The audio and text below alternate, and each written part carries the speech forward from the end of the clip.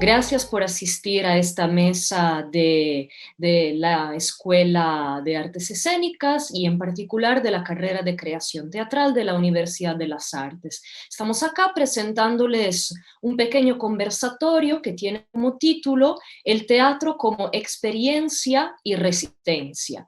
Tenemos esta tarde acá con nosotros a Paula González. Paula es doctora en artes escénicas y postdoc en tecnologías de la inteligencia y diseño digital y es interesada, su interés de investigación es la incorporación de lo sensible en las nuevas teatralidades.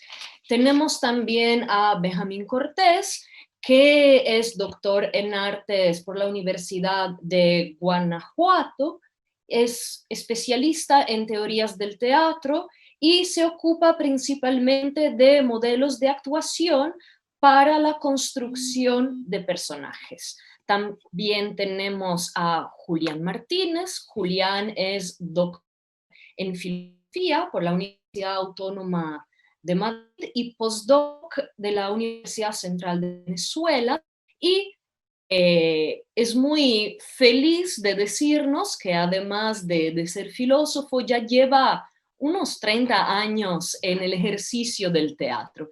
Y finalmente nos acompaña Santiago Roldós, que es escritor, actor, director y profesor, cofundador de Muégano Teatro y del Laboratorio de Teatro Independiente del ITAE, reciente creador del Limbo, radioteatro a descontrol remoto para niñas y niños de 0 a 199 años.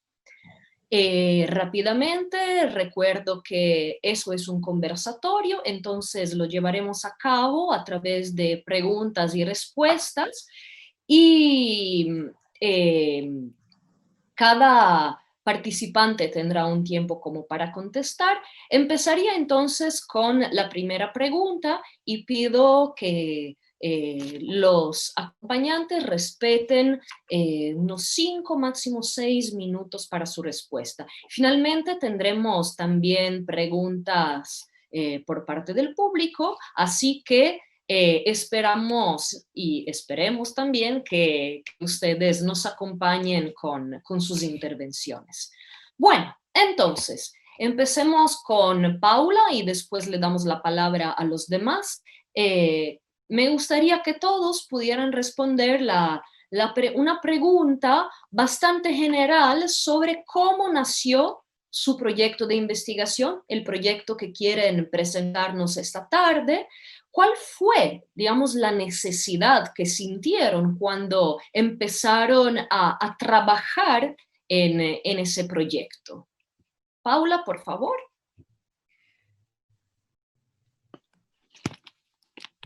Hola, estoy aquí probando fondos virtuales como niña chica, siempre.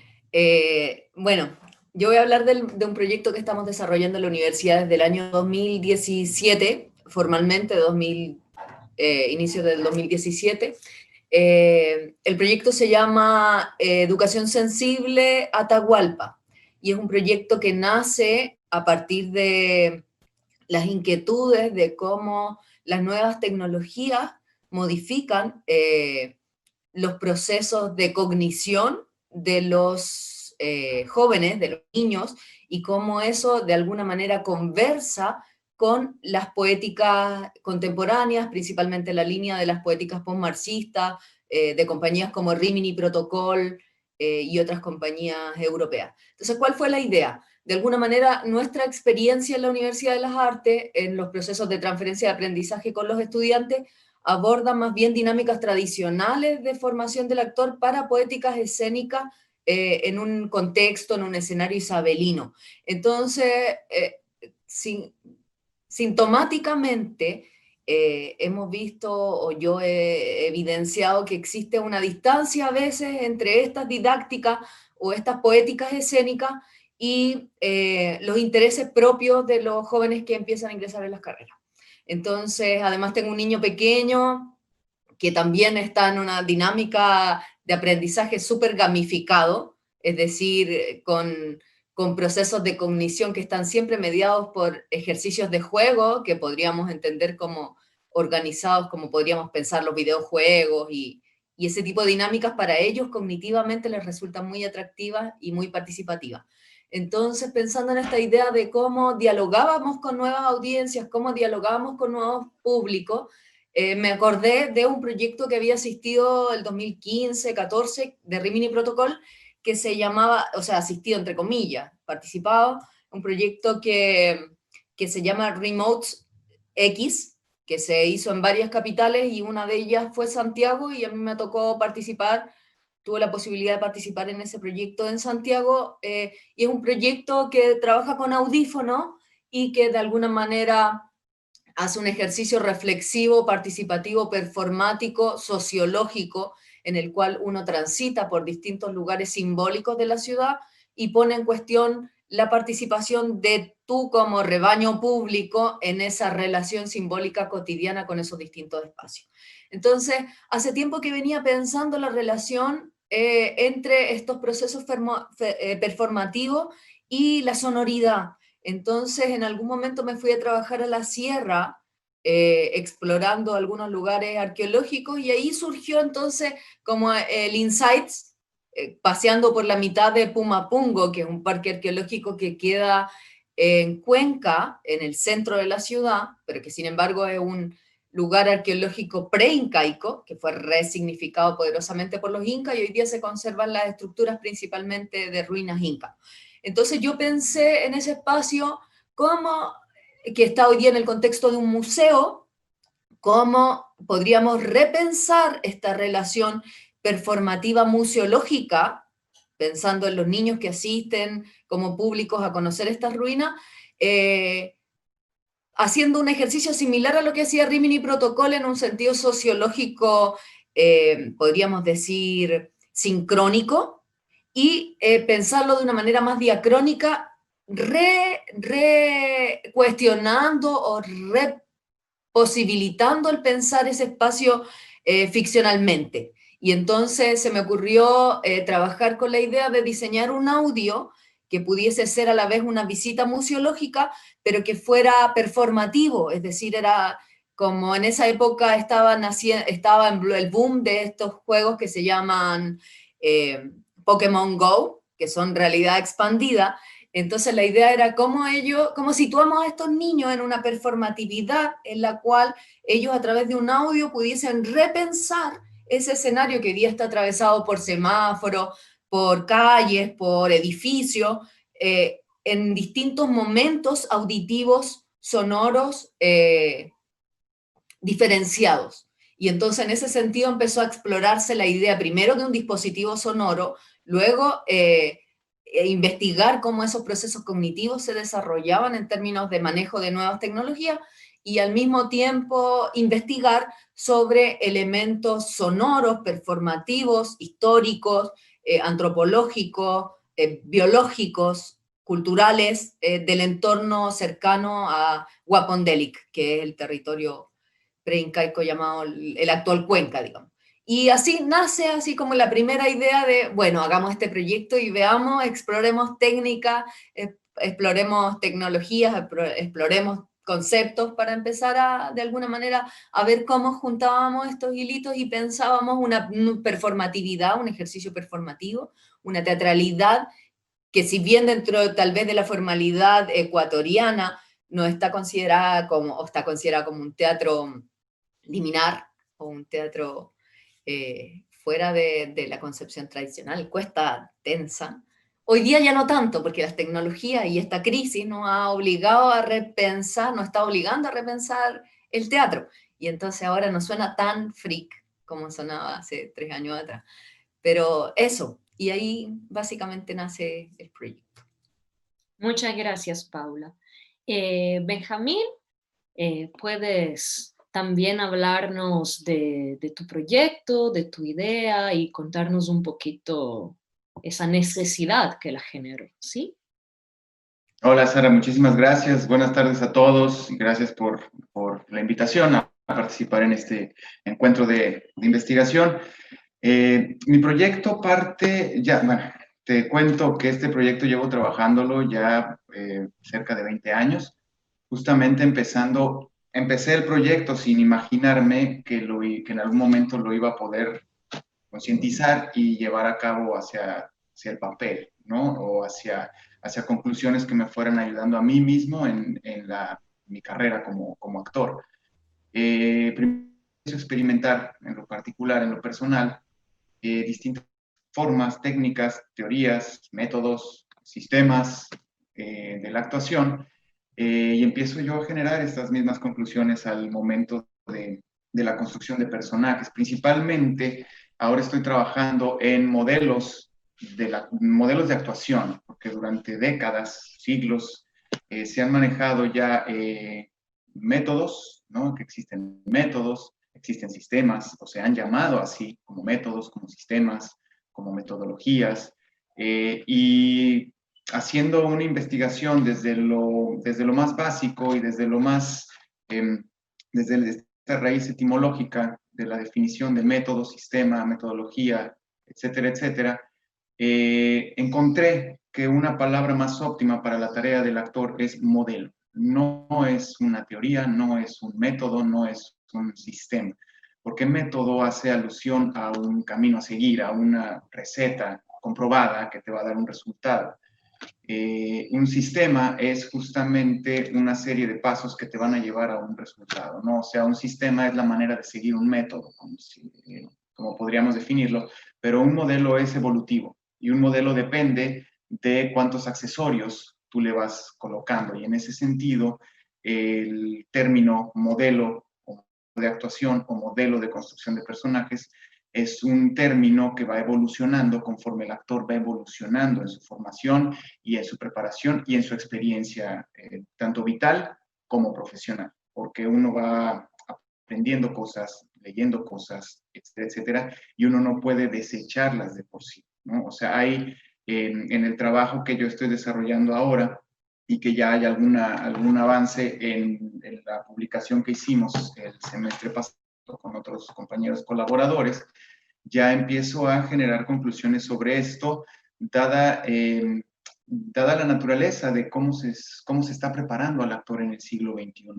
Entendemos, sabemos y he investigado sobre esto, que el teatro de grupo está sufriendo porque está terminando, porque cada vez es más complicado sostener un trabajo de grupo de teatro porque el actor se convierte en un actor mucho más polifacético y que aparte de buscar la experimentación como grupo, que es importante, busca la experiencia vital como actor y la experiencia profesional más allá de los alcances que él mismo pueda tener, lo cual lo lleva a tener distintas experiencias con distintos directores, distintas agrupaciones, distintas compañías, etcétera, etcétera, etcétera. Y de esa manera se va enriqueciendo. A mí me gusta mucho hacer una analogía con, con el automóvil, ¿no? O sea, podemos saber que existe, que el automóvil metódicamente es un aparato con 4 llantas, un motor, una dirección que te mueve. Sin embargo, los modelos de automóviles van evolucionando conforme va pasando el tiempo y un automóvil no se queda igual. No podemos, aunque es hermoso, el Mustang 57 no es igual al Mustang 2014, porque es un modelo que evolucionó y se convirtió en algo mucho más óptimo, que ahorra más gasolina, que tiene mucho más funciones, etcétera, etcétera, ¿no? O sea, con esta analogía me refiero a que uno como actor no puede quedarse estancado en un método y encerrarse en esta es la verdad única y exclusiva para abordar la actuación, sino que tiene que crear modelos, su propio modelo. Por eso no es que método de, sino es la creación de modelos, porque cada modelo será único y va a depender de los accesorios, conocimientos y experiencias que tú vayas adquiriendo durante tu vida profesional y de esa manera evolucionar y aprender tú también con tu trabajo como actor. Genial, muchas gracias. Esas primeras intervenciones nos hablan ya de teatralidades bastante distintas, ¿no? Ahora quiero preguntar a Julián Martínez, por favor, si él también nos quiere hablar de su proyecto y abrirnos algunos puntos de vista sobre la necesidad y los estímulos que le han llevado a investigar lo que está trabajando. Hola Sara, hola a todos y todas, y gracias a Lilia por la invitación. Qué bueno poder compartir este rato con colegas y con los que nos escuchan. Sí, te cuento o les cuento el origen, digamos, el inicio del proyecto, lo mismo que en el caso de Benjamín, arrancó hace mucho tiempo. Cuando yo me gradué de licenciado en filosofía, también hacía teatro. Y cuando subí a recibir mi diploma, acababa de ganar un premio importante de dramaturgia. Entonces, el tipo que anunciaba lo menciona. Y yo sentí que me estaba graduando de las dos cosas, de dramaturgo, de teatrero y de licenciado en filosofía. Y esa combinación teatro-filosofía ha estado conmigo desde el inicio, ¿no?, de lo que uno puede llamar su carrera. Aparece esta relación también en este proyecto de investigación, que es un proyecto de investigación que toma forma, en el caso de la Universidad de las Artes, toma forma en el 2017, 18, 19. Dura 2 años. Dio varios productos, por ejemplo, una obra de teatro infantil llamada El Show de las Emociones, donde la idea era hablar de las emociones en general a través de los ojos y los sentimientos de una niña que participa en el concurso. Y también se habla del divorcio en esta obra infantil, ¿no? Lo que yo entiendo por filosofía dentro del teatro no es necesariamente la filosofía escénica, sino la reflexión acerca de dónde somos, de dónde estamos, las emociones, lo que nos pasa en la vida cotidiana como seres humanos, como el divorcio, por ejemplo, etcétera. Y como decía, ese vínculo está ahí, está muy presente en el proyecto, que se llama Teatro, Ideas y Encuentros, una investigación transdisciplinaria, porque mezcla esto del teatro con la filosofía. Otro elemento que aparece en el proyecto de investigación como transdisciplinario, la terapia Gestalt, ¿no? Gestalt. Yo tuve la suerte de formarme durante un tiempo, no terminé, pero es una cosa que me interesa mucho, que he seguido trabajando, investigando, haciendo talleres, etcétera. Y hay una conexión muy clara, teatro, Gestalt y también filosofía. Y por ahí también uno de los productos que dio un artículo donde hablo de esa relación teatro-Gestalt. Y regresando entonces a la de teatro y filosofía, por ejemplo, este libro yo fui como el editor, ¿no?, el director de la investigación y también el editor. Ser el director de la investigación consiste en aprovecharme del talento y del trabajo de los que participaron en el libro, por ejemplo, Benjamín, la verdad que lo acaba de comentar. Y el libro son 12 capítulos de varios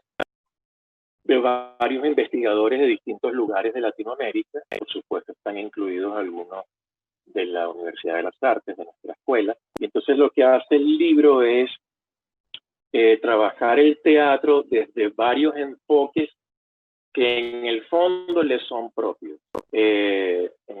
Más o menos se sabe que en la época precolombina el teatro servía para una conexión con el lugar donde está, para una conexión con lo religioso, que de alguna manera es también filosófico. Y el teatro griego, pues muchos investigadores hablan de cómo en el teatro griego, todas las Atenas clásicas, los dramaturgos y el poeta trágico era lo mismo que un filósofo, no había una diferencia importante.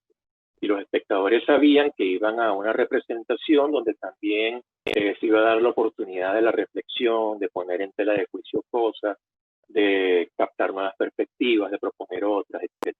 Por eso el libro va, por ejemplo, el primer capítulo es tomar a Shakespeare, lo agarra una politóloga, ¿verdad?, su doctorado en ciencias políticas, y ella agarra a Shakespeare, en particular agarra Coriolano y Julio César, y habla de republicanismo. Entonces, ¿cómo aparece aquí una filosofía propia del teatro, expresada además a través de lo emocional, que es una idea que también aparece en Aristóteles, cómo lo emocional me ayuda a entender cosas, a repensarlas, etcétera. Y cómo yo puedo reflexionar acerca del mundo, en este caso acerca de la idea de república, ¿no? De la noción de república. El segundo capítulo está escrito por mí y es sobre filosofía del teatro, donde se habla no solo de la ontología del teatro, se habla también de lo que estoy comentando, ¿no? De cómo el teatro, incluso aunque sea un teatro muy elemental, aunque sea una cosa de pequeños actos performáticos en una calle, en la 9 de octubre, aunque sea una cosa también, por supuesto, muy elaborada, el teatro siempre tiene algún tipo de reflexión filosófica, que, insisto, amplia la noción de filosofía. Tiene algún tipo de reflexión acerca del mundo, etcétera. Y es parte de lo que hace interesante al teatro. En general, cuando una obra nos resulta significativa, en parte nos resulta significativa por eso que me está diciendo acerca de las reflexiones sobre la vida. Y bueno, el resto de los capítulos habla de la comunicación y el teatro, también el personaje, la construcción del personaje que comentó Benjamín, la relación con la música, la relación con la ciudadanía, etcétera. Entonces, bueno, por ahí va la cosa, el proyecto de investigación. Buenísimo. Muchas gracias, Julián. Y seguramente tendrás tiempo después para contarnos un poco más de ese libro que se ve muy interesante y que de hecho lo es. Yo he tenido la suerte de recibirlo y de leerlo y entonces seguramente me encantaría escuchar más. Santiago Roldós. ¿Santiago? Hola, perdón, es que...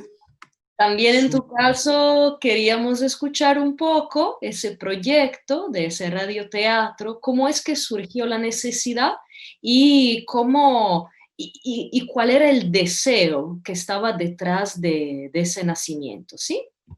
Voy a poner el cronómetro para ver si logro hablar 2 minutos y medio y aparte presentar un clip de audio de 2 minutos y medio.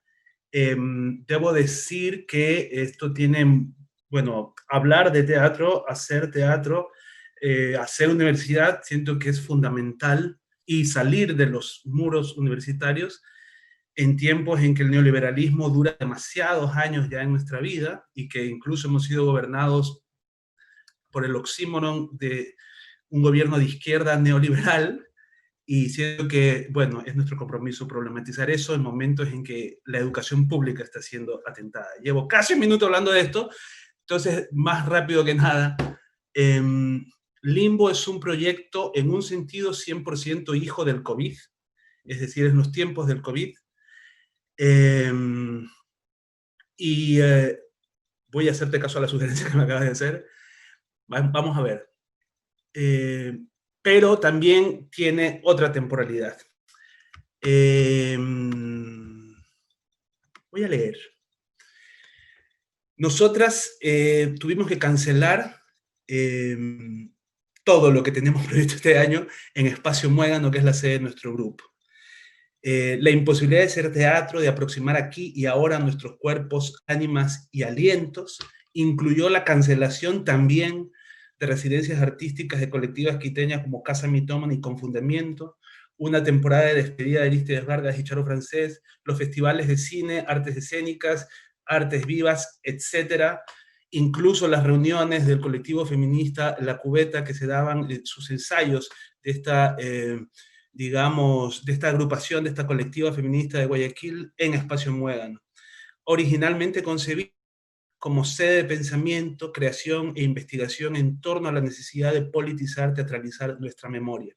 En ese segundo sentido, Limbo es la extensión de una búsqueda de décadas, la del teatro como espacio de reconstitución de la dignidad humana. Pero decir teatro como crítica permanente del pasado, el presente y el futuro, teatro como espacio de forja de otros posibles, en definitiva, teatro anticapitalista, anti-extractivista, antipatriarcal, decir todo eso es más fácil que hacerlo.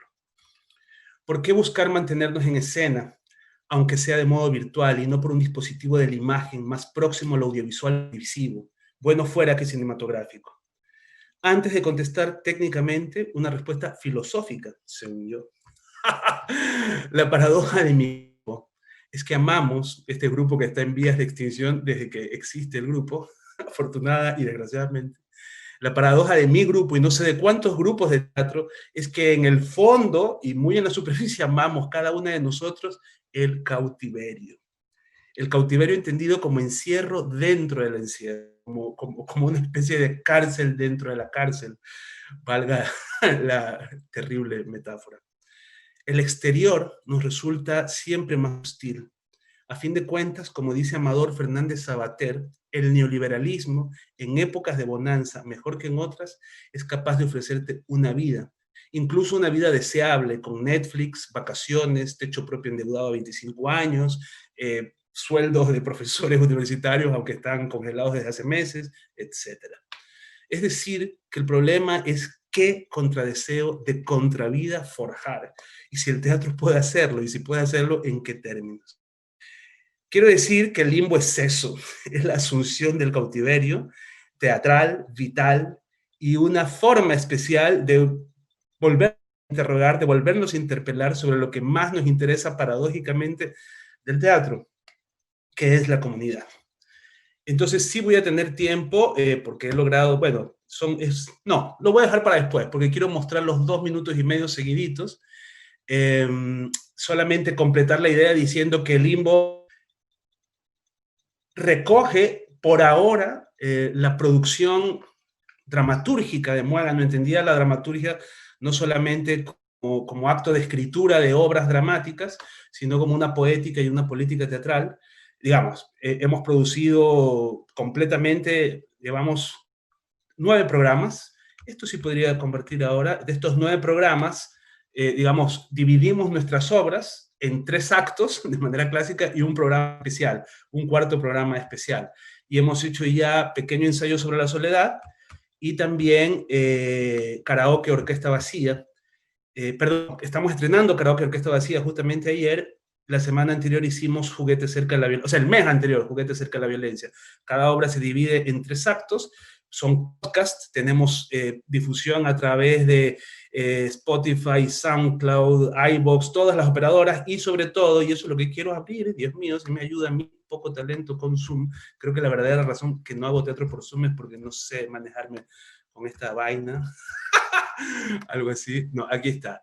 Esta es la página principal de Muégano Teatro hoy día, que digamos, básicamente, no solamente Muégano, sino Espacio Muégano, o sea, nos hemos mudado a la nube, estamos en el limbo, estamos asumiendo el limbo, y bueno, lo que decía es que aunque ahora estemos haciendo estas obras, que digamos que nuestro repertorio, que constituye nuestro repertorio, digamos, lo que estamos haciendo es descubrir un nuevo lenguaje, descubrir una forma mental de hacer comunidad, otra. Eso es. Bien, muchas gracias, Santiago.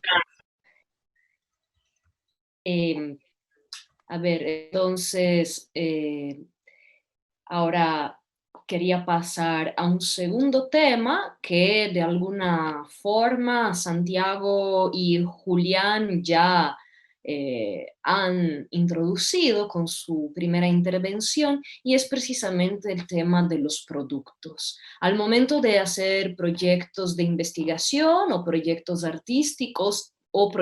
artísticos de investigación, siempre nos topamos con la necesidad de producir algo desde el punto de vista tanto de la obra, tanto de la experiencia, como del producto material, ¿no? Como por ejemplo es el caso del libro. Bueno, entonces quería preguntarle a Paula si su proyecto ha tenido ya algún producto de que nos quiera hablar o que nos quiera presentar, o si está en proyecto algo que nos quiere introducir. Paula. Vuelvo a mi paisaje. Bueno, sí, en el caso de nuestro proyecto, nosotros también, al igual que Muégano, quedamos congelados de alguna manera materialmente en marzo. La idea, estábamos probando algunos públicos en Pumapungo en marzo el primer dispositivo, que es un dispositivo infantil. Lo probamos con gente de una maestría en gestión cultural, con algunos estudiantes escolares, y el dispositivo está ahí. Supongo que Pumapungo, cuando abra, lo utiliza como material de reapertura. Lo estamos viendo porque todavía no sabemos cuándo se va a abrir, pero hay un primer dispositivo que es el dispositivo de prueba. Igual es importante decir que el proyecto Pumapungo no es un proyecto que se cerró porque se cerró el proyecto de investigación. El proyecto Pumapungo lo hicimos en el equipo en el marco de mi proyecto de investigación postdoctoral. Entonces, en la medida en que fue desarrollándose, se fueron sumando otros actores, han permitido una red, o sea, de alguna manera fortalecer una propuesta de una red sur-sur con Brasil, con la Universidad Católica de Sao Paulo, con la Universidad Estadual de Campina, con la Universidad de Chile. Estoy trabajando dentro del equipo con Luis Barri, que es un paisajista sonoro, que es parte del doctorado de territorio de la Facultad de Urbanismo de la Universidad de Chile. Y entonces la idea es no agotar el proyecto, tenemos muchísimo material. Fuimos a trabajo de terreno con los estudiantes, entonces tenemos más de 1.400 registros sonoros, visuales, fotográficos, participamos en algunas festividades populares y entonces, porque nos interesaba investigar de alguna manera estas distintas cosmovisiones del territorio, la propia reapropiación simbólica de estos espacios significativos. Entonces, en el camino se nos sumó también Ingapirca, que es otro centro ceremonial que está dentro de la zona, y entonces la idea es replicar el dispositivo, no replicar el mismo, sino que hacer uno coherente con la performatividad que propone en relación a sus ritos, y eso como espacialmente pensando en unas teatralidades expandidas, es decir, repensar esta idea museográfica medio de safari explicativo, que usan mucho los museos, pero a la gente le gusta, y la idea es repensar ese espacio desde unas otras performatividades. El dispositivo 1 está hecho, que es el dispositivo de Wapondelic, que es el de Pumapungo, y ese está por estrenar. Luego de eso teníamos tanto material que también hemos estado pensando qué hacemos con esto, pensando en la gamificación de adultos. Y por lo tanto, un dispositivo, si bien lo probamos con adultos y les gustó, podríamos hacer una cosa más aleatoria con las cantidades de sonoridades que tenemos y espacios. Entonces estamos pensando, creamos una plataforma web que está en proceso, y la idea es entonces poner la posibilidad de descargar una aplicación, que ahí nos falta un poco de desarrollo tecnológico, descargar una aplicación desde la misma página de Pumapungo, para que los adultos puedan aleatoriamente recorrer espacios y que los lugares de activación del espacio físico permitan activar sonoridades que puedan hacer que ese espacio sea repensado con esas distintas sonoridades. Entonces, por ejemplo, tenemos sonoridades de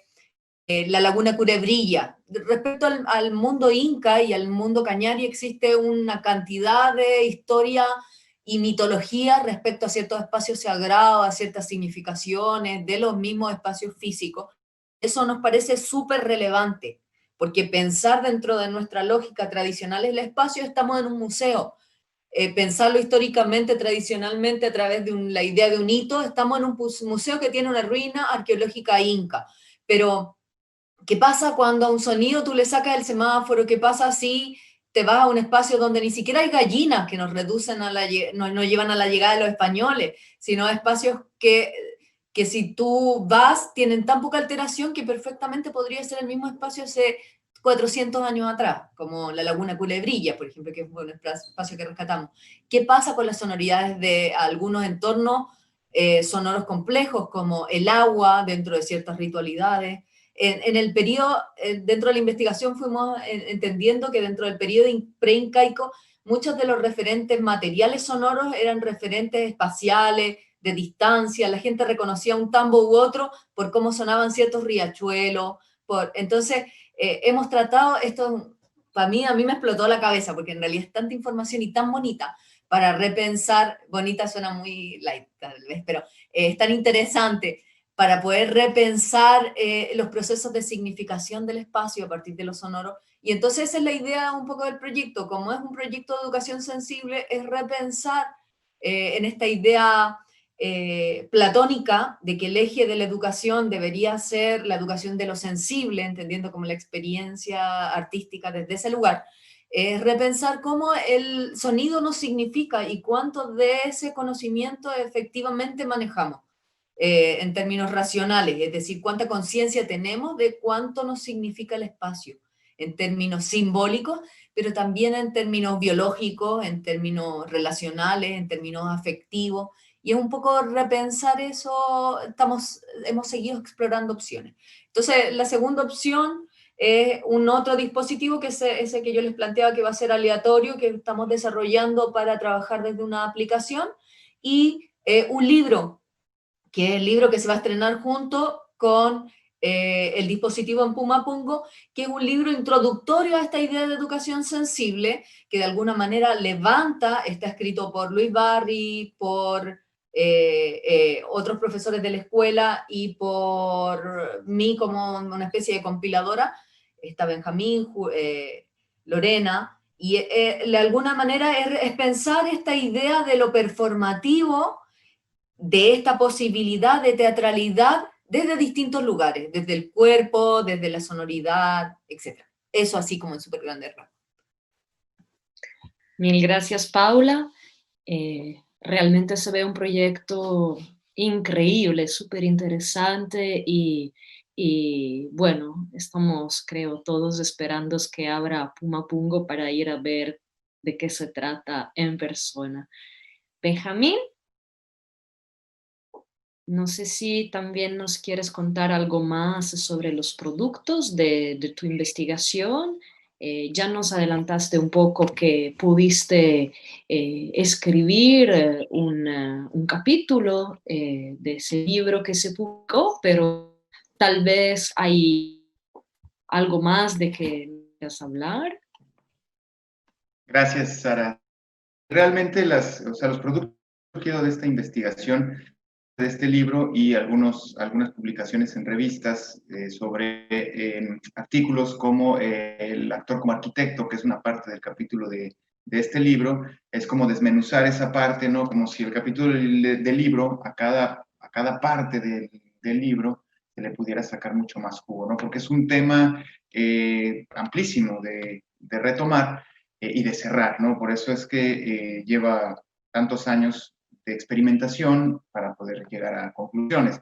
Entre los productos que se han generado, o se ha generado de este proyecto, debo contarles que yo desde desde el año 1999, en mi último año de carrera, el profesor que teníamos escribió una obra de teatro para la graduación de la generación que se llamó Furiosa Noche de Bohemia, paráfrasis de la excepción y la regla. En ese momento, yo me apasioné por todas las teorías que Brecht había desarrollado sobre el teatro y comencé a estudiar bajo los lineamientos y la estética de Bertolt Brecht, lo cual me llevó a la maestría que estudié. Me titulé con una tesis de herramientas básicas para la construcción de personajes en el contexto del teatro épico de Brecht, lo cual me ayudó porque me apoyó a seguir investigando. Tuve dos experiencias que relato en la tesis de maestría, una como director, que es justamente una obra de teatro que se llamó Crónica de un secuestro, que igual hace paráfrasis a la obra de La excepción y la regla de Brecht. La pude llevar a cabo como director, y una como actor, que es escrita por un dramaturgo mexicano, Luis Enrique Gutiérrez Ortiz Monasterio, que es parte de estos dramaturgos de finales de los 90, principios de este siglo, que habla del teatro de la miseria en México, ¿no? Entonces tiene una obra que se llama Sensacional de Maricones, a la cual me invitan a actuar y puedo experimentar esta parte como actor bajo la dirección de Leonardo Costa, justamente un ecuatoriano, un lojano que se encuentra ahora radicado en México. Posteriormente, para mis estudios de doctorado y continuando con esta estética brechtiana, monté la obra de Las células sociales que operan con 2 centavos, que es justamente una adaptación de la ópera de los 2 centavos de Brecht, traída justamente a la realidad del siglo XXI, donde pude estudiar más allá del actor épico, que ya había yo estudiado y tratado de comprender.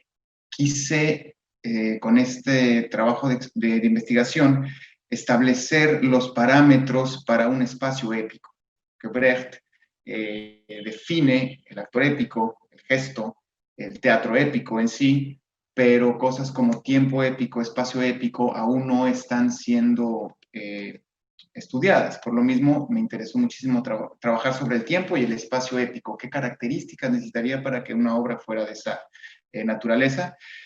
Cosa que decidí dejar el tiempo a un lado para dedicarme al espacio, porque el estudio del tiempo me llevó a algunas tesis y teorías del mismo Einstein sobre la relatividad del tiempo, y en ese momento me di cuenta de que me estaba yendo demasiado lejos. Tuve el tiempo y me quedé únicamente con el espacio, y fui afinando justamente mientras más investigaba y más se enriquecía este trabajo, yo tuve muchas más herramientas para aplicar. Otro de los productos que realicé como actor, no como director, fue La Casa del Perro, que fue una obra, yo llegando a Ecuador, cuando llegamos a Ecuador en el 2016, Julián Martínez nos invitó a trabajar en esta puesta en escena, que son dos actores. Comenzamos a trabajarla, y bueno, es una puesta en escena que desde el 2016 que se estrenó, ha ido girando y ha estado participando en varios países, ¿no? Aparte de que, bueno, Julián ya tenía la experiencia de haberla montado antes en otros países, con otros actores, y esta nueva experiencia, tanto de él como en la dirección, como de nosotros en la actuación, fue acrecentando esto, ¿no? Y bueno, este año yo iba a producir mi primer montaje como director ya en el Ecuador. Pensaba remontar una versión de Crónica de un secuestro, haciendo una readaptación de lo que sucedía en el 2008 a lo que sucede ahora, 12 años después, y en otra realidad política y social que es Ecuador, está planteada en México en principio. Pero bueno, esta pandemia nos obligó a cerrar, y como comentaba Santiago, ¿no? Estamos a la buena de Dios a ver cuándo es que podemos continuar. Por lo pronto, pues seguimos escribiendo y leyendo, ¿no? Para continuar enriqueciendo esta investigación. Buenísimo, buenísimo. Bueno, es muy interesante, ¿no? Cómo el tema del tiempo se ha quedado al lado para dejar espacio al espacio, que es también uno de los temas que Paula ha tratado de resaltar dentro de su investigación, ¿no? Parece ser algo bastante urgente. Comentarles que mientras tanto están empezando a llegar preguntas del público, así que agradecemos mucho y en un rato la estaremos compartiendo. Julián, no sé si quieres seguir presentándonos un poco este libro, este bellísimo producto de tu trabajo, o si quieres decirnos algo en particular de lo que estás produciendo en ese momento. Pues, si me lo permites, haré las dos cosas, ¿no? Este es el libro, ¿verdad? Siempre me imagino que para los académicos y artistas es maravilloso ver un libro, palparlo, etc. Y eso me hace tener en cuenta algo que hay que decir antes que nada, y es la importancia de que las universidades tengan dinero para la investigación. Eso es fundamental. De hecho, es una de las cosas que define a la universidad, ¿verdad? Tú puedes en un colegio, en un liceo, en una escuela, más o menos repetir el mismo conocimiento. En las universidades se supone que además los produces, y produces investigación, generas nuevas conexiones, etc. Lamentablemente sabemos cómo está la situación en Ecuador respecto a las universidades, y esa es una de las cosas que está terminando. Hasta donde sé, ya no hay dinero para la investigación, lo cual es una pena, porque, por ejemplo, fue gracias a ese presupuesto de de la Universidad de las Artes que pudimos publicar este libro, que cuesta un dinero, ¿no? Que no es nada más imprimirlo, tiene un corrector, un diagramador, etc. Quizá este tipo de cosas van a empezar a ser más raras, lo cual es una pena. Dicho eso, pues lo que comentaba antes acerca del libro, ya ha comentado Benjamín algunas cosas, es que son una serie de reflexiones que yo, por cierto, no sé si alguien del público lo sabe, por favor dígamelo, no conozco, suena así como muy grandilocuente, pero lo digo porque me parece que es así. El libro agarra el teatro y se pone a hablar de muchas cosas que conectan con el teatro, mejor dicho, el teatro es el centro, y el libro lo que quiere es como plantear cómo el teatro habla de muchas cosas de la vida y siempre lo ha hecho, ¿verdad? El teatro un poquito más viejo que el cine, ¿no? Un montón de siglos antes, y viene diciendo una serie de cosas y que se conectan con política, con la comunicación. Uno de los artículos, por ejemplo, es acerca de la comunicación que se llama lo cotidiano, el escenario donde la vida se reconoce y se percibe como teatralidad. Entonces, lo teatral estructurado artísticamente, pero también la teatralidad humana como antropología, y cómo aparece el teatro constantemente en nuestras vidas en el siglo XXI y antes, ¿verdad? Todo esto de los políticos montando también un teatro. Hitler aprendió un poco de ópera para tener unas salidas así contundentes. El teatro que montamos en la vida cotidiana, ¿no? Pienso en el libro de Erving, la presentación de la persona en la vida cotidiana, ¿no? Como de alguna manera lo teatral es parte de nosotros. Goffman, exacto, Erving Goffman. Como lo teatral es parte de nosotros. ¿No? Voy a ser de profesor, ahora voy a ser es otra de las reflexiones. Como dije antes, pues la de política, la de la conexión con la música, se habla de la propia investigación dentro del teatro, ¿verdad? Investigación en arte. Se habla de filosofía, se habla de la relación. Entonces, bueno, este producto sale de ahí y colaboran varios investigadores latinoamericanos y también profesores de la UARTE, como por ejemplo Benjamín, que ya comentó, y David de los Reyes, que era transversal. Con David de los Reyes y con David pudimos, porque tengo además la impresión, así lo dije en el informe final, que hicimos, o me falta ponerlo, que hicimos más de lo que estaba planteado. Terminamos haciendo más cosas, por suerte, y con el apoyo financiero de la universidad, insisto, que es lo que tiene que ocurrir, que es lo que debería seguir ocurriendo. Pudimos ir, por ejemplo, a la Universidad Central y fue una experiencia maravillosa. Primero, porque no hay una conexión y quizá esa conexión requiera traslados y esos traslados, pues nos gusta, no implica dinero, etc. Pudimos trasladar. Hicimos esta charla acerca de los capítulos que cada uno escribió en el libro. Fue una experiencia muy enriquecedora con estudiantes de la Central, con profesores de ahí. Hicimos contacto con ellos y con ellas. Intentamos, ¿no?, mantener ese contacto, bueno, hasta donde se puede, y luego llegó la pandemia. Pudimos ¿cómo se llama? Llevar ponencias a Argentina y a Chile. Montamos el show de las emociones, que es una obra infantil que ya yo había montado hace mucho tiempo, que ganó también un premio por ahí en algún país, y que hicimos una nueva versión con nueva escenografía, etcétera, y los participantes eran estudiantes de la universidad, todos. Y lo montamos, lo estrenamos en la, ¿cómo se llama? En esta parte infantil de la Universidad de las Artes, que es un espacio muy bonito, por cierto. No recuerdo cómo es que se llama. Bueno, en este espacio que es muy, muy agradable y que es y que hay que darle aplausos porque existe, porque además conecta con la colectividad, etcétera, con la comunidad de Guayaquil. Ahí estrenamos de manera gratuita, fueron niños y niñas y fue una experiencia muy buena. Bueno, como se me acaba el tiempo para esto, pues también hubo artículos en revistas indexadas y unos talleres y otras cosas. Pues eso. Bueno, muchísimas gracias, Julián.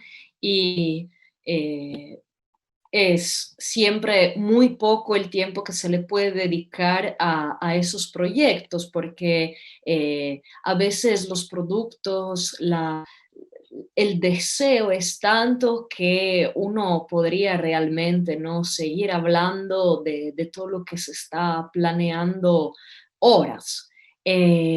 Pero es el momento de preguntarle a Santiago, de hablarnos un poco más del producto de su proyecto de radioteatro, que bueno, ya sabemos, es radioteatro, ya nos habló un poco, pero nos dejó ahí con el deseo de escuchar algo. Y mientras tanto, aprovecho, alguien en las preguntas del público preguntaba dónde es que se puede escuchar el radioteatro Limbo. Entonces, Santiago, si quieres ya aprovechar como para recordar dónde es que se encuentran las grabaciones, por favor. Gracias, Sara. Sí, vuelvo a mostrar la página. Entran a mueganoteatro.com, es la web del grupo de siempre, y ahora se despliega Limbo Radioteatro. Aquí encuentran los 4 volúmenes de Pequeño Ensayo sobre la Soledad, los 4 de Juguete cerca de la violencia, y el que estrenamos ayer de Orquesta Vacía, de Karaoke Orquesta Vacía. Esta página de Muégano tiene link de SoundCloud, pero se puede escuchar también en Spotify abierto o no, bueno, y en todos los operadores, plataformas, que yo soy viejito, entonces digo operadoras de podcast, mis compañeras, ¡plataforma! Y justamente quiero enseñarles, compartirles un extracto del volumen 4 de Limbo Radioteatro, o sea, del volumen 4 de Pequeño Ensayo sobre la Soledad, que es una obra que yo escribí, como siempre, nosotros estamos siempre al borde de terminar de aterrizar en el teatro documental, por alguna razón hemos tardado, y en ese sentido siempre hemos entendido el teatro como un lugar de reconsideración de las violencias que nos constituyen. A veces le hemos llamado a eso dramaturgia de la mapaternidad, dramaturgia de la infancia. Hacemos obras de teatro para niñas y niños que los adultos a veces no les gusta que las niñas y los niños las vean, pero a las niñas y a los niños les fascinan, y hacemos obras para adultos donde las adultas y los adultos sienten que son removidas desde su infancia, porque, bueno, de alguna manera son poéticas que todo el tiempo están politizándolo todo, el desayuno, la merienda, cómo te amarras los zapatos, y politizar en nuestro caso, digamos, nosotros no tenemos una formación académica formal brechtiana, sino más bien en la tradición de lo que Santiago García y los grupos de teatro independientes de Latinoamérica hablaron de comernos a Brecht, ¿no?, antropofágicamente, y vomitarlo y hacerlo diarrea, como a nosotras, como nuestras realidades tan ominosas, creo que nos obligan, desgraciadamente, ¿no? Como decía Brecht, ¿no? O sea, ¿qué tiempos son estos en los que no puedo escribir de árboles? Como decía Paula, lo bonito, o sea, no son buenos tiempos para la lírica. Y de alguna manera nuestro teatro tiene que ver con eso, y las puestas en radio ahora de esas obras, para nuestra sorpresa y para esta previsión, digamos, que esta investigación en esta nueva tecnología que nos abre muchas posibilidades, lo que más nos dice hoy mismo es cómo trabajar específicamente para radioteatro, y cómo eso va a cambiar, va a volver a cambiar a nuestro grupo, que de por sí siempre ha sido muy teatral en el sentido máximo del entendimiento brechtiano en esta tradición latinoamericana del teatro independiente, de reconsiderar la realidad permanentemente como algo ficticio, ¿no? Y de darle herramientas a los espectadores y a los espectadores para convertirlos incluso en coproductoras, ¿no? En ese sentido, lo bonito del proyecto de Paula me conmueve muchísimo, porque apela a algo similar a lo que apela a Radioteatro Limbo, que es la proximidad del sonido con respecto al teatro, o sea, mucho más que la imagen, porque la imagen es dictatorial, la imagen es publicitaria, la imagen es complicada, la imagen. En todo caso, para pensar en disidencia, esta mesa creo que tiene algo de estos nombres tan por otro lado, manidos en nuestra época. Sin ir más lejos, todo este rollo que me acabo de echar para mostrarles 2 minutos y medio de lo que pueden encontrar en moanoteatro.com y en todos los operadores. Esto es un fragmento de un fragmento, porque lo reedité justamente para este encuentro. Dígame si se oye, por favor, Sara.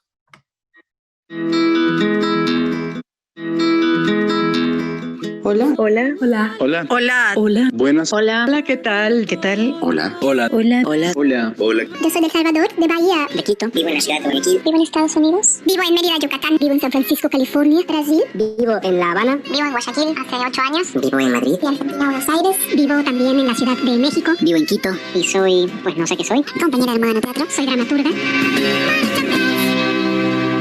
Soy contador. y soy actriz. Hago parte de un grupo, actriz, De momento. soy periodista y mamá, soy artista de performance, actriz.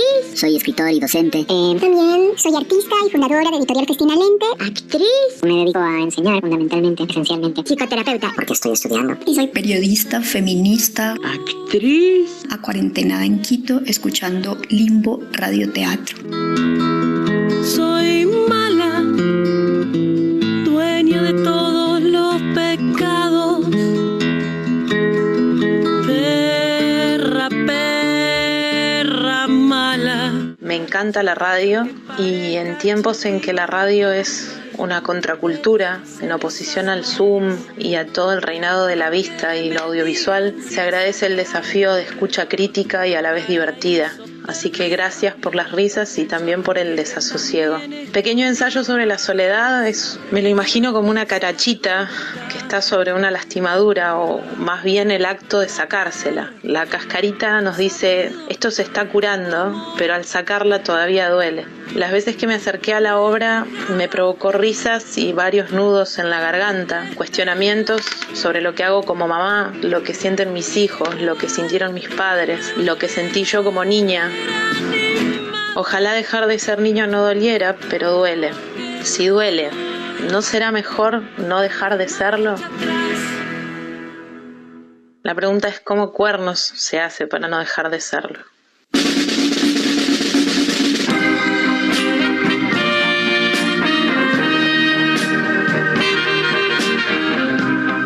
Ya oímos sus castings del Circo de las Hormigas. El podcast. De recortar un poco el texto, este momento, el radioteatro, del volumen 4 de Pequeño Ensayo sobre la Soledad, que fue, digamos, obra de las oyentes y los oyentes, porque lo que logramos hacer fue una pequeña comunidad de 24 personas que nos enviaron, o sea, les pedimos a 24 escuchas, a gente que nos había escrito por otro lado y demás, y entonces nos mandaron sus testimonios, y yo en un momento dado les dije, bueno, nosotras trabajamos mucho con la música como depositario de la historia política, la microhistoria de la micropolítica, de la educación sensible de cada una y cada uno. Y entonces fue muy bacán porque a partir también de la pregunta de qué música te gusta a ti, descubrimos nosotras una serie de canciones y cantantes y demás, y armamos otro rompecabezas donde de alguna manera toda la comunidad de Limbo, toda la comunidad que había escuchado los 3 programas de Pequeño Ensayo sobre la Soledad, nos envió su testimonio y era su pequeño ensayo sobre la soledad. O sea, lo que puse ahorita es uno de muchos. Es una amiga argentina maravillosa que vive acá en Guayaquil, que ella misma es productora de radio. Ella ha colaborado con Pilar, es Vanessa Escoda, colaboradora con Pilar de proyectos radioteatrales en el ITAE, y bueno, y también Pilar trabajando en la Universidad de las Artes. Este proyecto de Limbo es parte del proyecto de vínculo a la comunidad de la Universidad de las Artes de mi compañera Pilar Aranda. Entonces, bueno, lo bacán para mí fue como decir, wow, la gente reescribió la obra. O sea, hizo como micro piezas del pequeño ensayo, pequeños ensayos sobre la soledad. Hay unos muy conmovedores con respecto a justamente el vértigo de la soledad y la paternidad. Perdón.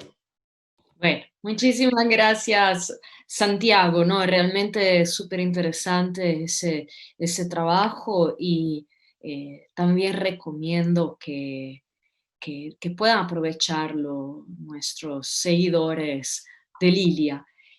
Aprovecho de algo que dijiste hace muy poco, es decir, que el teatro dejó, por así decir, su aspecto visual, su aspecto, digamos, etimológico, ¿no? Que se sitúa en la visión, en el ver algo, para pasar al lado de la escucha, del escuchar, del sonido. Y entonces les pregunto a todos otra vez, si acaso, gracias a esos proyectos, gracias a estas investigaciones, ha cambiado algo de su idea de teatro, ¿no? Como cuando nosotros empezamos, nos ponemos en teatro, siempre tenemos una idea del teatro que queremos hacer, pero también una idea del teatro en general. Cuando nos preguntamos qué es el teatro, a veces tratamos de darnos una respuesta. ¿Y cómo ha cambiado, si es que ha cambiado esa respuesta, gracias a los proyectos que nos han presentado? Les pido por favor ser un poco rápidos porque quería dejar también un poco de espacio al público. Sí, me parece que una pregunta súper contingente en estos nuevos escenarios. Yo cuando asistí la primera vez a Rimini Protocolo encontré que no era teatro. Me resultó violenta internamente porque te ponía en un lugar que no era frente a una representación, si bien uno lo lee en teoría. Otra cosa es participar en unas performatividades que no sean las típicas confrontacionales, en la cual tú como espectador o espectactor, como dicen algunas teorías, tomas un rol predominante en la experiencia estética, no solo en la elaboración sensible de algo que expectas, sino en la participación de la construcción y por lo tanto te transformas en un objeto o un sujeto a expectar por otros y al mismo tiempo tú expectas el escenario en el que estás situado y expectas tu participación social, cultural, simbólica, representativa en ese lugar. Entonces, en ese sentido yo creo que repensar las teatralidades no es solo un campo de pensar algo que está fuera, sino que pensar cómo de alguna manera todos estos conceptos teóricos como la idea de participación, la idea de democracia, se hacen carne en pensar la experiencia sensible o la experiencia teatral en este caso, desde un otro lugar.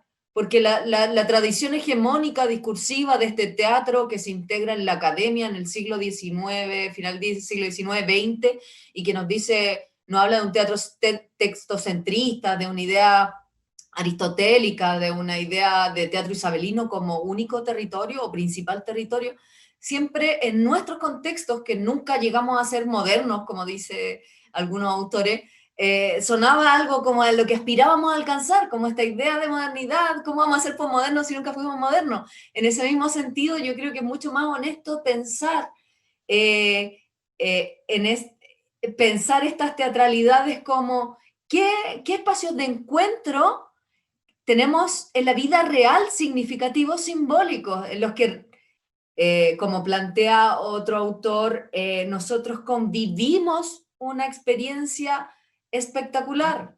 Es decir, existen todas las teatralidades andinas, existen las festividades populares, las murgas, y eso nunca es considerado como teatro. Entonces, yo creo que hay que repensar, pero no desde el discurso solamente, sino también desde la acción, estas nuevas formas de acercarnos a la experiencia sensible. Y creo que el territorio que a mí la realidad me invita cada día más poderosamente a explorar. Eso. Buenísimo. Muchas gracias, Paula. Realmente es potente, ¿no? Esa forma de pensar el teatro. Benjamín, dijiste que tu proyecto es realmente algo que está viviendo contigo durante muchos años, entonces es, digamos, un desafío pensar en una idea de teatro que cambia durante tantos años. Claro, el teatro siempre ha sido teatro, siempre será teatro. Sin embargo, lo que he aprendido en estos 23 años ya de carrera, de trayectoria teatral, haciendo teatro, cine, televisión, radio, radionovela, radioteatro, etcétera, etcétera, yo creo que el teatro va a seguir siendo teatro y el actor siempre será el centro neurálgico del espectáculo teatral. siempre. Al pasar de los años, el actor se ha querido sustituir con cámaras, se ha querido sustituir con muñecos, se ha querido sustituir con tecnología, parafernalia, espectacularidad, pero el actor siempre va a seguir estando ahí, siempre, ¿no? Aun cuando sea en cine, ¿no? Cuando sea en cine, el actor va a seguir estando ahí, porque el actor, el que pasa todos los procesos de un montaje, porque es el enlace entre lo que escribió el dramaturgo, entre la visión del director y lo que va a ver el espectador. El espectador no va a escuchar la visión del director, sino que la va a ver a través de la acción del actor. Por ende, yo creo que esa es la gran maravilla del teatro y que siempre será así. También Dubati lo menciona, ¿no? Entre el convivio y el tecnovivio, que la importancia de darle al teatro lo que decía Paula cuando conoció el trabajo de Rimini Protocol, lo que está sucediendo ahora con las plataformas, donde dice, claro, o sea, es una evolución por el político, social y de salud por el que estamos pasando. Sin embargo, yo creo que a pesar de que el teatro sigue evolucionando, yo creo que el actor es el que va a evolucionar por encima del teatro. Y por ende, hará que el teatro trascienda, transgreda y siga existiendo, ¿no? Creo que, y el teatro ha cambiado para mí como no tienes una idea. Me ha abierto una visión tremendamente global, ¿no? De lo que es este arte al que amamos y al que nos dedicamos, ¿no? Gracias. Muchísimas gracias, Benjamín. Realmente es importante sentir esa pasión en tus palabras. Rápidamente, para terminar y darles el tiempo también a Julián y a Santiago. Julián. Aquí estoy. Pues sí, en mi caso, lo primero que me vino a la mente fue la relación con la terapia gestal, porque hubo dos cosas que hicimos en el proceso, en el proyecto de investigación, que fue, las dos, por cierto, en un proyecto de vínculo con la comunidad, donde la universidad ofrecía un taller a la comunidad, entonces había peluqueros, enfermeras, estudiantes de otras universidades, fue muy interesante. Y el primer producto de ahí fue una obra totalmente hecha a través de lo que estoy llamando ahora teatro gestáltico, que es que las escenas, los momentos, etcétera, van saliendo de ejercicios que tienen que ver con eso. Y luego montamos, también con vínculo con la comunidad, un sueño de una noche de verano que tenía algunos elementos, ¿no? No era tan estrictamente teatro gestáltico. Entonces, por ese lado, y el hecho de trabajarlo así, ¿verdad? No, que no es nada nuevo. El propio Grotowski decía que hay algo terapéutico en el teatro. Poder tener, qué sé yo, trabajar con estudiantes y que los estudiantes puedan considerar sus propias proyecciones y yo las mías también, y cómo eso genera una mejor comunicación ahí en el grupo, etcétera, que es parte además de la formación. Bueno, eso para ser breve, y gracias. Maravilloso. Mil gracias, Julián. Estaba leyendo mientras te escuchaba las preguntas y como Santiago me pide dejar más espacio a las preguntas, que de hecho son muchas, bueno, empezaré por él haciéndole una pregunta a él. Pero antes de preguntar, quiero agradecer de forma muy particular a Domenica Concha del equipo de Tangente que ha podido recoger las preguntas que ahora les estaré haciendo. Bueno, empezar por, Natalia Carpio, que nos dice: el sonido puede ser un elemento muy potente para transportarnos no solamente auditivamente, sino utilizando todos los sentidos. Y Will Briones nos dice: Limbo te lleva a jugar mucho con la imaginación y toca distintas partes de tu alma sin pedirte permiso. No sé, Santiago, si quieres encadenar con ese comentario para decirnos algo sobre tu idea de teatro, cómo ha cambiado también. Chuta. ¿cómo ha cambiado? O sea, el problema es que respecto a lo que reflexionaba Paula, y lo que tú preguntabas, y lo que hace alusión a esta cuestión de la, vamos a decir, la emancipación de la imagen, lo que dice también la compañera radioproductora argentina en el capítulo de Limbo, es decir, liberarnos de la dictadura de la imagen, ¿no? Que tiene una serie de connotaciones, y tú hacías referencia a la cuestión de la etimología de la propia palabra teatro, y yo decía, claro, pero ¿qué imagen? O sea, la cuestión del sonido, la cuestión de esta libertad o esta, digamos, sí, no tengo otra palabra para decir, esta libertad de la imagen del espectador y la espectadora. O sea, siento que lo potente y en alguna medida cómo nosotras llegamos al podcast en lugar de a otros dispositivos más visuales que audio, tiene que ver con algo que siempre supimos en Muégano. O sea, por eso digo, algo nuevo, qué difícil, porque, a ver, ¿qué supimos? ¿Qué entendimos? Que la pregunta ética sobre el teatro era cómo dar cuenta de la violencia sin reproducir la violencia. Y en ese sentido, incluso cuando hacemos teatro dramático, aunque siempre buscamos hacer rompecabezas anti-aristotélicos, o sea, todo el drama, entre paréntesis o entre comillas, es asumida por nosotras como un rompecabezas anti-aristotélico, o sea, tiene que ser un juguete para armar, para que lo arme quien, el otro, la otra, la que aparentemente no participa en la producción, y al mismo tiempo nosotras haciendo evidente que esto que se está viendo, oyendo, es una producción, es decir, es algo ficticio, es algo finalmente dudoso, es decir, que no necesariamente, no es natural, es la desnaturalización. Y siento que la cuestión auditiva tiene que ver con eso, y que en ese sentido, yo digo, todas nuestras obras, incluso cuando hacemos puestas en escena, y los cuerpos de las actrices y los actores están en escena frente a las demás, estamos en realidad diciéndole a la gente, ve otra cosa, o sea, no queremos que nos vean a nosotras, sino que incluso esa imagen escénica, física, alude más a la ausencia, alude más a lo que no está ahí inventado o hecho, y que es lo que el otro, la otra se imagina o tiene la obligación de imaginar. Ahora, esto no deja de ser clásico, por eso digo, qué nuevo. Para mí lo nuevo tiene más que ver con las dificultades del grupo, con las dificultades de hacer grupo. Nosotros estamos en crisis hace años.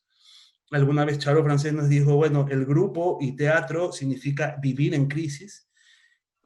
Esto se parece demasiado al capitalismo, ahora lo veo. O sea, no sé qué tiene eso de bueno, positivo, de contra, no sé qué. Lo que sé es que esa paradoja a la que yo aludía de amar el refugio, amar el cautiverio, es decir, haberla pasado bien, aún pasándola mal por las muertes, por la hambruna, por la miseria, porque el confinamiento todo lo radicalizó, o sea, toda la injusticia, ha emergido un mundo, no solamente Ecuador, administrado por verdaderas organizaciones criminales. O sea, nosotras estamos gobernadas, la gente que tiene que darnos la plata para la universidad son organizaciones criminales, o sea, quienes están en los ministerios, o sea, no digo los puestos medios por ahí, la gente que trabaja en talento humano, que es un nombre vacancísimo, es un nombre de ciencia ficción. O sea, cuando la gente dice, vivimos el COVID como ciencia ficción, digo, si hay algo que se llama talento humano, ya estamos en la ciencia ficción, antes de COVID. O sea, ¿cómo puede haber un departamento de talento humano? O sea, un sitio que concentre eso, y uno entra a una oficina de talento humano y dice, bacán, aquí está el talento humano. Entonces, es rarísimo, es rarísimo. El mundo, entonces, frente a eso, supongo que es la comunidad. O sea, aunque sea una palabra de moda, la clave para nosotros, la pregunta, lo que, o sea, es, bueno, un poco lo que Paula busca potenciar también en su proyecto, es la creación de comunidad, a pesar de que queremos vivir aislados. O sea, es como decir, todavía buscar una comunidad u otra. Buenísimo. Mil gracias. Y bueno, tenemos acá varias preguntas. No sé si podemos responder todas porque el tiempo se nos va, pero no sé, yo se las hago, y si ustedes pueden ser rápidos, a pesar de que son preguntas bastante complejas. Por ejemplo, tenemos una para Julián de Ibsen ZM, que dice: si exploramos la dramaturgia filosóficamente, ¿podemos explorar la crisis de esa realidad? ¿Y de qué forma se podrá llevar eso a un escenario? Por favor. Pues la respuesta más digamos, sintética sería así. Y de qué forma llevarlo a un escenario, pues dependerá de los artistas que quieran hacerlo, ¿verdad? Puede ser a través de muchas maneras. Puede ser incluso a través de poner en crisis la concepción de puesta en escena. Y por otro lado, tanto la filosofía como el teatro han venido hablando de esto, ¿verdad? Y por cierto, hay un vínculo muy grande entre democracia o algo medio democrático y la posibilidad de poder criticar, pensar, etc. Todo esto que uno llama, por ejemplo, la antigua Grecia, en realidad sobre todo Atenas, y un periodo donde yo podía hablar y Shakespeare podía meterse con los reyes en ese momento. Si más o menos hay la posibilidad y no hay tanta censura, esto es lo que viene haciendo el teatro desde siempre, ¿verdad? Y la filosofía también. Entonces, claro que sí. Y repensar, ir un poco más allá respecto a esta crisis, ¿no? ¿Qué significa crisis? ¿A qué nos referimos? ¿Vamos a usar los eternos ítems y conceptos para seguirla explicando? ¿O habrá nuevas maneras de verla?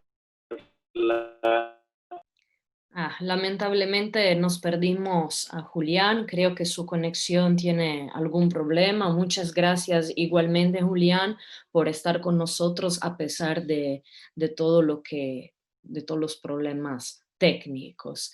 Tenemos un par de preguntas también para Benjamín.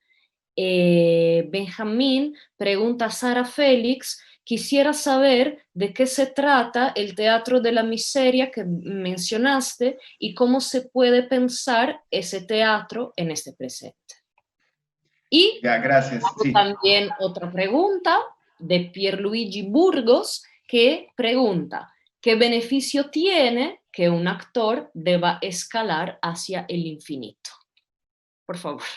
Ok, gracias Sara. Bueno, Sara, y gracias Sara también por la pregunta. El teatro de la miseria sigue existiendo todavía. Fue un grupo de dramaturgos que en la década de los 90 comenzaron a hacer un tipo de teatro basado justamente, estudiaban toda la miseria humana, no hablando desde el perfil monetario, sino realmente de la pérdida del alma, la pérdida de la moral y todo esto. Y a partir de ahí realizaban trabajos de deshumanización de la sociedad en México, ¿no? Un fenómeno que se dio durante los 90 y bueno, aún hoy en día la pregunta de cómo lo podemos repensar ahora es que no se ha dejado de pensar realmente. Creo que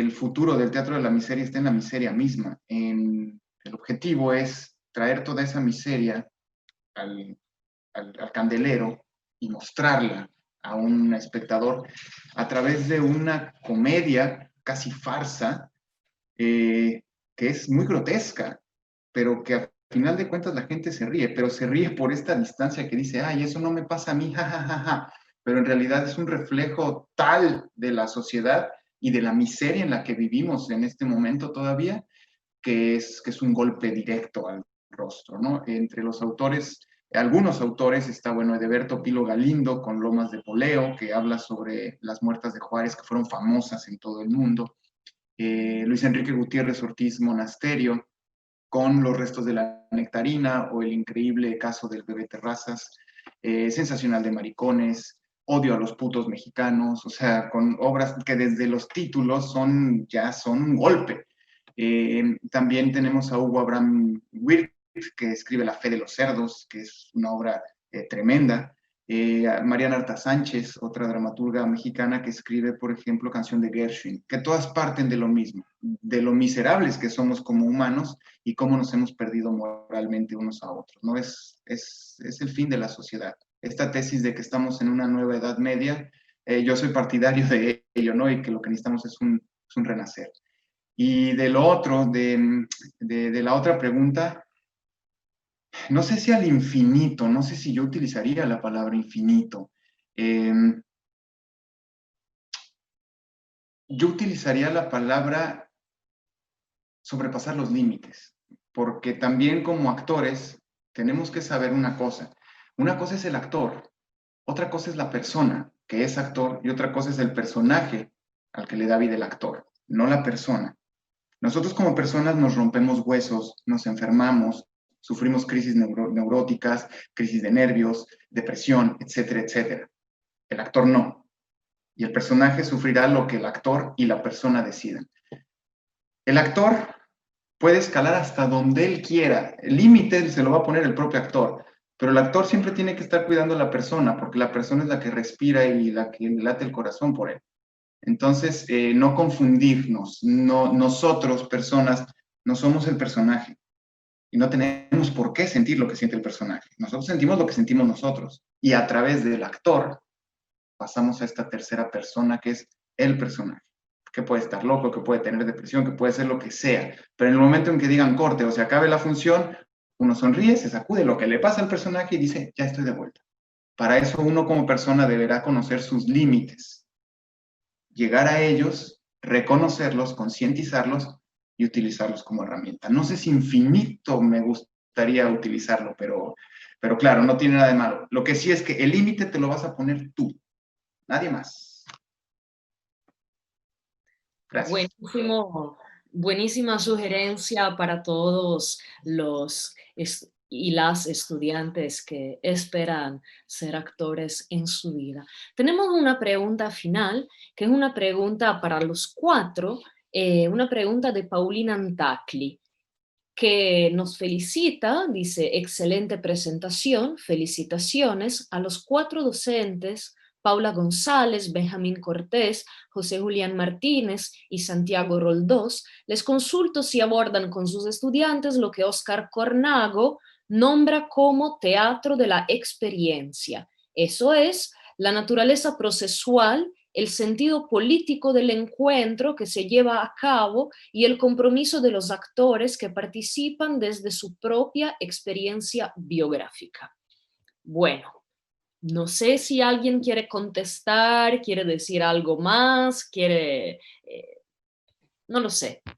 Ustedes deciden, tenemos unos 5 minutos en total, entonces, telegráficos. Bueno, ¿es por orden jerárquico? No.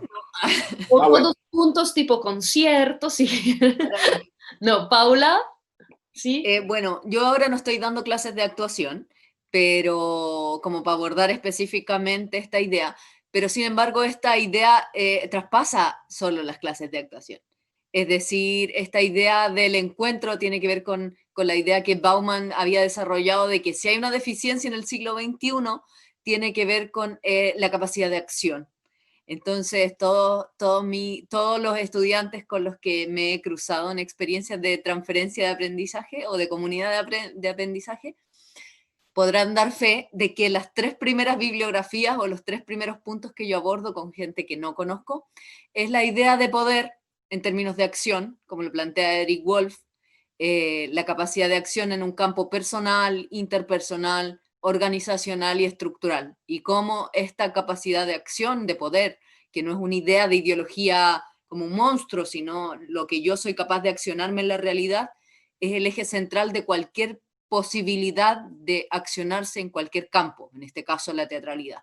Y la otra idea que también me parece trascendental es la idea que al final de su trayecto humano desarrolló Foucault, o exploró Foucault, que es esta idea de parresía, que es ser capaz de pararse y hablar una verdad en beneficio de la comunidad a un costo incluso personal. O sea, yo creo que esta idea de encuentro no es una idea de encuentro romántica, es decir, un encuentro hippie donde vamos a quemar incienso necesariamente, sino es más bien un encuentro en cómo construimos comunidad en conjunto, accionándonos y operacionalizándonos en estas interacciones sensibles. Entonces, en ese sentido, creo que todos los espacios son dispositivos a explorar en términos de reconocernos como espectadores de una experiencia sensible. Eso relevaría, así, en general. Muchas gracias. Había visto a Julián aparecer un rato, no sé si algo como que la tecnología lo recortó anteriormente. Sí, me materialicé. Sí, decir que para mí es bien importante lo de esa autobiografía, ¿no? Que aparezca ahí la persona. Fíjate que en ese sentido sería un poco distinto a lo que plantea Benjamín, ¿no? No digo que esto sea mejor para nada, y mucho menos pensando en Benjamín, que me parece un magnífico actor y un magnífico docente. Digo que esta es otra forma de abordarlo, que para mí es fundamental. Es decir, para mí actuar es una paradoja, porque lo que estás haciendo es verdad. No se lo lanzas necesariamente a una tercera persona, etcétera. Claro, no te vas a lanzar del segundo piso ni te vas a fracturar en verdad, eso sí está claro. Pero si vas a llorar, lloras en verdad y al mismo tiempo estás actuando. Es decir, una vez que termina la función, te secas las lágrimas y ya está. Poder lograr esto, que sea profundamente autobiográfico. Y de hecho todo el proceso, por ejemplo, con teatro gestáltico va por ahí. Las escenas se generan a partir de cosas autobiográficas o biográficas de los actores y actrices, que justamente en la medida en que se procesan, se exteriorizan, se asumen, se vuelve terapéutico incluso, y genera una estética interesante donde aparecen textos, escenas, etcétera, que de pronto no habríamos pensado si no es de esta manera. Eso quería decir. Muy bien. Por supuesto, ¿no? Está admitido tener ideas distintas, entonces le damos a Benjamín el poder de replicar también. No, claro. O sea, yo concuerdo con lo que dice Julia, ¿no? La persona es la que llora, respira, le late el corazón y todo. Y aunque llore de verdad, no está llorando realmente, ¿no? O sea, tenemos que separar la verdad de la realidad. Lo que le pasa al personaje es verdad, aunque no sea real. Y hay que saber dividir esa realidad de esa verdad a través de la herramienta que es el actor, que está en medio de las dos partes. No significa que no lo... Exacto, es un ping-pong y es como una frontera de hasta aquí llega la persona y no puede involucrar sus sentimientos con los del personaje, por más que quiera, ¿no? Y el personaje no puede involucrarse en la persona por más que quiera porque el actor consciente sabe diferenciar esta parte. Y claro, es un proceso importantísimo en el momento de la enseñanza de los chicos en actuación. ¿Por qué? Porque como yo te decía, tú como persona tienes que conocer tus límites y por supuesto que es biográfico. Esta profesión es biográfica porque son tus herramientas. Cada dolor que pasas, cada tragedia que te sucede, cada accidente que tienes, cada que te rompen el corazón, cada que rompe la novia contigo, son pequeñas herramientas que aunque duelen, tú las vas guardando en una mochila y cuando a un personaje le sucede, las vas a sacar de esa experiencia vital. Y es importante vivirlas como estudiante, ¿no? Por eso es que, claro, es importante no educarnos para actuar, sino educar actores, que es distinto. ¿Vale? Gracias, Sara. Mil gracias, Benjamín. Y bueno, Santiago, como para concluir. Con respecto a la pregunta, no, yo doy clases de historia, de teatro latinoamericano y también de dirección, y más que la teoría de Cornago, me interesa el teatro del acontecimiento, concretamente estudiar los casos de Lola Arias, de Teatro Ojo, de Mapa Teatro, otro amigo de México, La Comuna, Rubén Ortiz, es decir, y tantos que justamente problematizan esas fronteras clásicas de las que estaba hablando ahora Benjamín. O sea, yo no creo que, es decir, son dos, y ese dos está transferido permanentemente. Y en ese sentido, la cuestión es, por ejemplo, los dispositivos de Lola Arias, que me resultan tan interesantes, tienen que ver con no hacer esa división, o sea, y comprobar con N y comprobar con M, cómo la performatividad y la tragedia digamos, de la historia política puede hacer actores. O sea, es decir, cuando ella documenta el trabajo que hizo, por ejemplo, con estos excombatientes de las Malvinas y los enfrenta a unos con otros, a los argentinos y a los ingleses, son las biografías, son personas. Y ella dice, nunca dirigí como no actores, o sea, siempre les di indicaciones actorales y sin formación, sino con una trayectoria, ellos fueron capaces de hacer teatro. Genial, muchas gracias. O sea, se habrán dado cuenta que es muy normal tener ideas contrastantes y eso es lo bello, ¿no? del teatro. Yo quería, como para concluir, agradecer inmensamente a Lilia y a todos los colaboradores porque nos han dado esa oportunidad de hacernos conocer un poco más de lo que podemos decir en las clases, presentar nuestros intereses y nuestros proyectos. Realmente esa es una ocasión muy importante para que sepan un poco más de quiénes somos, tanto como personas, actores, directores y estudiosos. Por favor, no se vayan porque el programa de Lilia sigue y seguramente va a estar genial como hasta ese momento. Un saludo a todos y todas y muchísimas gracias por haber estado con nosotros. Chao.